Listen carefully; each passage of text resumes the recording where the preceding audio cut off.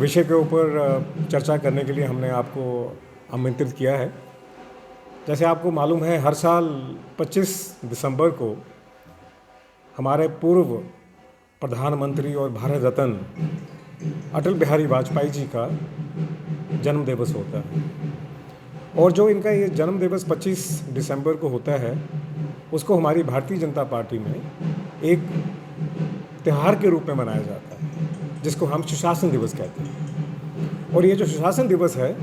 ये दिवस को मनाने के लिए, इस दिवस को समझने के लिए और इस दिवस के यहाँ तक पहुँचने के लिए भारतीय जनता पार्टी का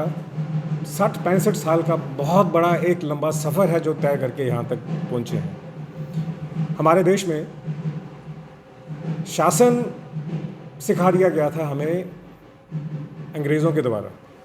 अंग्रेज़ जब आए थे तो उन्होंने शासन करना सिखा दिया, लेकिन वाजपेयी जी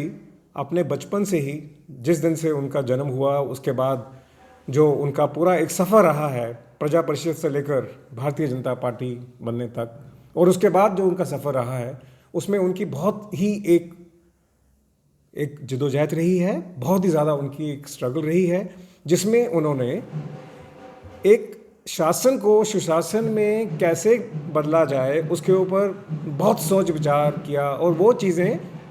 जो हैं उनके रोज़ के काम करने के ढंग में दिखती थी, रोज़ उनके समझने में, बात करने में वो समझ आती थी, दिखती थी। और जब हमारे माननीय पूर्व प्रधानमंत्री अटल बिहारी वाजपेयी जी भारत रत्न जब उनको मिला, उस बाद में,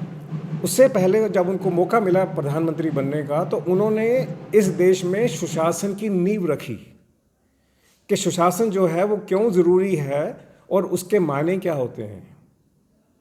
उनका मानना ये था कि जो सुशासन होता है, वो शासन के बाद जब उसमें अनुशासन जुड़ जाता है तो वो सुशासन होता है। और जब तक आप उसमें शासन करते रहते हैं तो वो सिर्फ एक सरकार का काम करने का ढंग हो सकता है, जिसमें सरकार एक जगह में बैठ के और राज्य करती है। लेकिन जब आप उसके बीच में कुछ बिंदु मिला देते हैं तो वो सुशासन बन जाता है, क्योंकि जो सरकारें